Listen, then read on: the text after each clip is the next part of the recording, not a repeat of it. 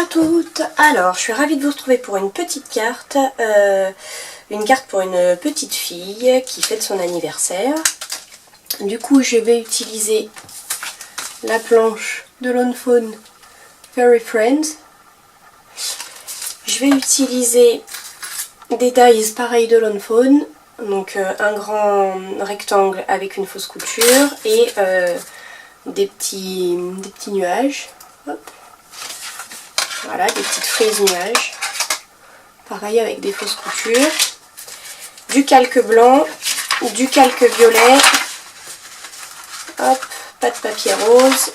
Du papier bleu clair, bleu ciel. Et du papier noir. Je fais mes petites découpes et je vous retrouve. Alors, me voilà de retour avec un fond de carte qui mesure 9,5 par 13 pour aller avec ma base de carte, pardon, pour aller avec mon fond de carte, voilà, qui sera juste au-dessus. Hop, ça c'est donc découpé avec le grand rectangle. Et puis là, le calque, pareil, j'ai fait deux grands rectangles et j'ai redécoupé mes petites frises nuages à l'intérieur. Et je vais venir superposer tout ça pour créer une petite scène de fond. En prenant le soin de masquer le violet le plus possible parce que je voulais quelque chose d'assez doux. Voilà, donc je vais coller tout ça en musique et puis ensuite on s'occupera des tamponnages.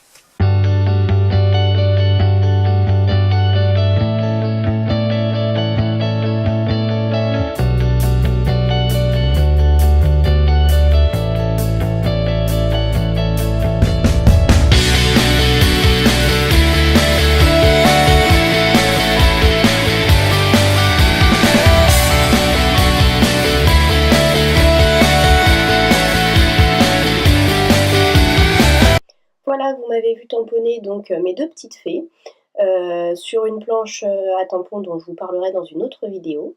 Et puis là, donc vous me voyez passer les pro marqueurs, donc de 3 couleurs différentes, du safran au chocolat. Si vous voulez plus d'indications, vous me les demandez et je vous les mettrai en barre d'infos.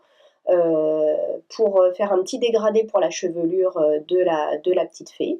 Pour les visages et les bras des petites fées, j'utilise des marqueurs pro graphite, pardon, pas pro du tout, graphite. J'utilise voilà, deux couleurs un petit peu nude pour créer quand même un petit relief. La robe de la petite fée, je l'ai voulu violette, donc j'utilise à nouveau mes pro marqueurs, la couleur la plus claire d'abord, et puis je repasse des petites ombres avec deux couleurs plus foncées pour... voilà, je reprends ma couleur médium et je fonds tout ça avec ma première couleur, la plus claire. Là, j'utilise des feux de spectrum noir GB3 et GB1, je crois, pour la chevelure de la petite fée blonde. Pour sa robe, je vais utiliser toujours des feux de spectrum noir et un feutre twin marker de chez Action. Ça se fond très, très bien les deux. Moi, j'ai pas de souci à les mélanger, pardon, excusez-moi. Donc voilà, je crée mes ombres et je repasse pour fondre mes couleurs. Et puis j'utilise un gris un peu plus clair parce que finalement je les ai passés en bleu les autres et je trouvais que c'était un peu fadasse en fait, les ailes de la première petite fée. Donc là voilà, j'ai voulu faire un petit mélange de bleu et de gris. Puis voilà, je colorie la baguette, mais ça c'est pas bien sorcier. Voilà mes deux petites fées terminées. Et puis là, vous me voyez prendre ma carte. J'ai découpé les petites fées et la baguette entre temps. Et j'ai commencé à coller un petit peu mes petits sequins pour qu'ils tiennent, comme pour faire une petite pluie voilà, étoilée. Pardon, sur ce fond de carte. Donc là, je colle mes petites fées avec du double face pour mettre un petit peu de relief. Et puis la petite baguette. Je tamponne mon sentiment sur du calque, donc je le tamponne avec une encre Stazone pour être sûr que ça prenne bien. Et je ne sais pas si vous avez vu, mais en fait j'ai changé d'avis au fur et à mesure de ma carte. Je voulais que du coup le violet soit le moins visible possible et vous voyez que j'en ai rajouté en haut parce que finalement j'ai eu un problème au collage. Sous le blanc, les points de colle se voient, peu importe ce qu'on fait. Ça se voit. Donc là, j'ai décidé de coller mon transparent blanc à l'arrière de ma carte pour être sûr que rien ne puisse se voir.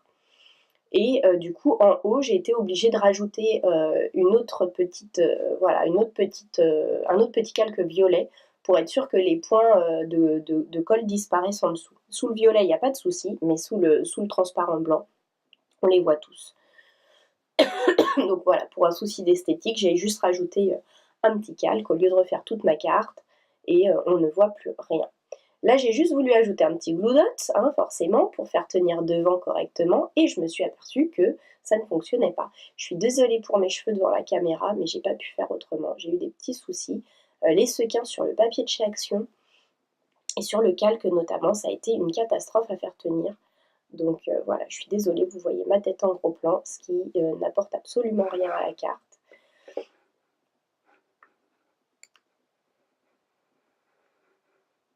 Et là, je suis un petit peu hors champ, mais c'est vrai que le collage de ces derniers petits sequins a été un petit peu laborieux.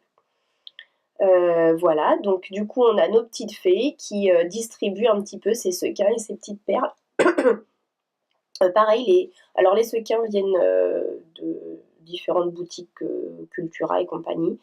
Et par contre, là, les petites perles ultra brillantes que vous voyez là, que je rajoute, avec ce petit bouchon en liège, en fait, c'est des petits bols, enfin des tout petits flacons qui viennent de chez Action, avec plein de couleurs et des formes différentes. Et pour finir, je vais rajouter des petits points de Crystal Drop nouveau. Le premier que vous me voyez mettre, c'est du Glitter Drop. Donc c'est du transparent avec des petites paillettes. Et puis le second que vous allez me voir mettre, c'est du Jewel Drops de la couleur Tries Translucent. Voilà, la carte touche à sa fin. Ça va être le moment pour moi de vous dire au revoir. Alors surtout, si vous avez des questions, n'hésitez pas. Posez-les dans les commentaires si vous avez des questions sur le matériel ou sur la réalisation.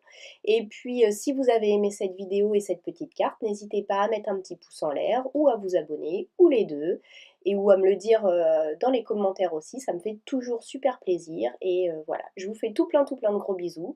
Et puis je vous dis à très vite dans une nouvelle vidéo. Bye bye!